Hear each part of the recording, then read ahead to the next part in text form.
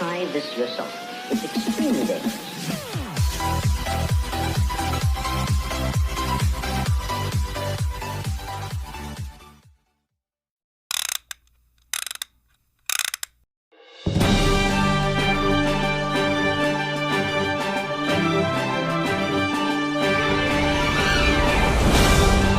What's up guys? Welcome to Jtron TV.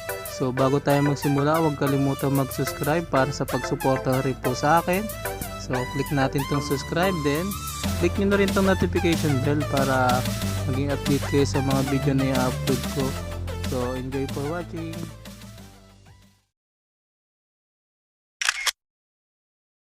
What's up guys? So this is Jtron TV. So papakita ko sa inyo paano gumana tong two-way alarm na anti-theft sa motor. So yun ang ituturo ko sa inyo ngayon. So may kasama ako, mga tropa ko. Ito nga pala ang aming kaibigan na si Alan, tsaka ang asawa niya si Mitch. Ito pala yung remote control ng two-way alarm natin. So papakita ko sa inyo kung ano yung function na meron siya rito, itong mga button na to. So ito, indicator to guys.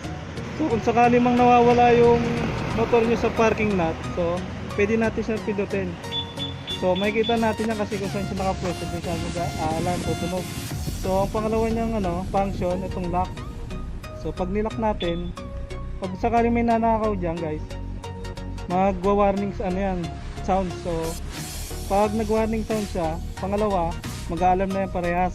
Ito tsaka yung motor mo.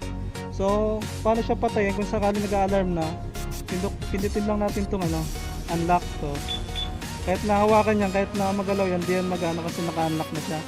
So ito, pang start to ng motor.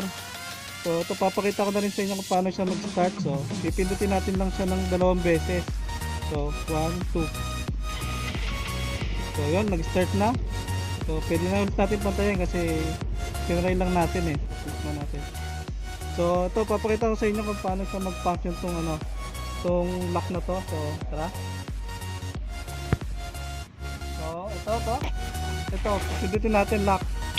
So pag may magnanakaw rin to guys ang motor nyo, so kung sakali magagalaw siya, so mag-alarm siya, first warning. So kung sakali manggalawin to siya ulit, so mag-alarm to then yung motor nyo.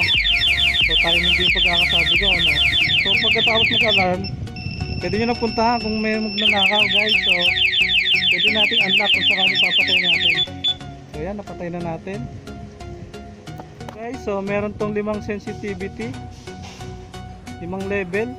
So papakita ko sa inyo kung paano siya mag-function. So paano i-adjust yung level. So pipindutin lang natin itong 2 button na to sa unlock tsaka lock. So sabay natin pipindutin. Pag tumunog siya ng isa, ibig sabihin level 1 siya. So ang alam nyo yung level 1, kahit masaging lang to ng pusa o daga, pero kung nag-aaro tayong dalawa, ay di pa pala siya nalaw. Hindi siya nalak. Kita na tayo. So naka-direct yan. So nagkamali tayo, di ko pa pala nalock. So nalock natin. So nalock mo natin kasi titingnan natin yung first level niya eh. So yun, napakalakas ng palo ko, pero kung sakali magalaw yan ng pusa, ayan, mag-aalam ito. Saka mag-aalam yung motor nyo. So pwede na natin siyang unlock. So yun yung pinaka sensitivity niya. So kung adjust naman natin ng mataas ng konti, pidin lang natin to 1, 2.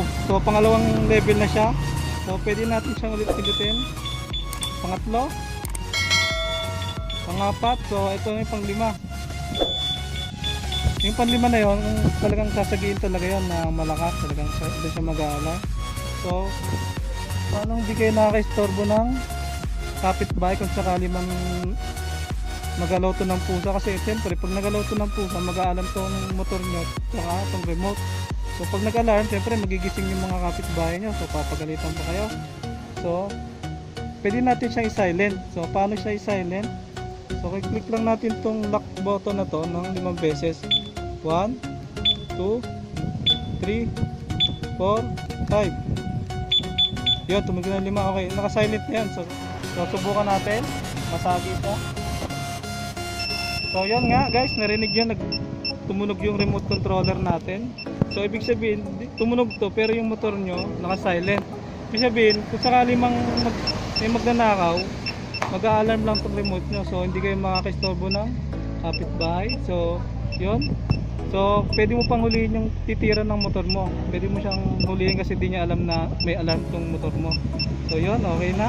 So unlock na natin guys. Ipapakita ko naman sa inyo kung paano mag-pack yung tong auto start natin. So ito yung auto start. So paano siya gamitin? So long press lang natin ang dalawang sunod. So 1, 2. So yun, okay na. Natatakbo natin kahit may susi siya. So pwede natin tanggalin yung susi.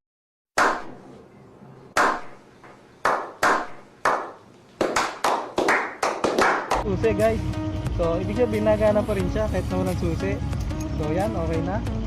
So kahit walang susi yan, nananakbo yan. So pwede natin yan patayin na ulit natin. So yan guys, so papakita ko sa inyo kung paano hindi siya ba?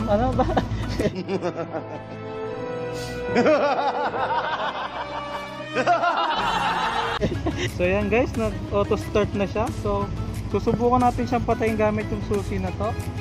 So pwede natin siyang gamitin. So patayin natin guys. Patay na. Okay na. Patay, ibig sabihin hindi nagana yung susi na ng motor niya kasi dito mo siya in-auto start. So ibig sabihin dito ka rin magpapatay dapat. So unlock natin. Ayun, patay na. 2, 3, go. Ngayon gumawa kami ng senaryo na kung sakali nananakbo kayo sa kalsada, then kung sakaling may kumarang sa imang masamang loob, so pwede mo na ibigay yung motor mo kasi baka magkapalit sa yung buhay mo. So bigay mo na para iwas ka rin disgrasya. So pwede natin siya patakbuhin ng 100 meters ang layo. Kaya nang i-detect ng range ng remote natin yung gano'ng kalayo yung takbo ng motor mo. So yan, papakita namin, nag-start na siya. So pwede na siyang lumayo. So papaandar na siya. So pwede ko siyang patayin dito guys habang lumalayo na siya. Ayan. So unlock na natin guys, lalak ko. Namatay yung engine. Ibig sabihin yun, nag-alarm. Ibig sabihin, nakalayo na yung magnanakaw, tatakbo na yung magnanakaw. Pwede na natin siyang kunin ulit kung sakali mang umalis yung magnanakaw. So unlock na natin. Yun, okay na. So napaka-simple, diba? So ito ngayon guys, so dito na nagtatapos yung pag-review natin sa two-way alarm. So teka lang guys, so may reminders ako. Itong two-way alarm na to guys, meron tong duplicate. So di ko dinala yung duplicate kasi nasa bahay lang. Para kung sakali mong mawala rin to, may magagamit pa rin ako. Then itong two-way alarm na to, naka-battery lang siya guys, battery. So hindi siya pwedeng basahin. Kaya kasi masisira siya. Yun. A few moments later.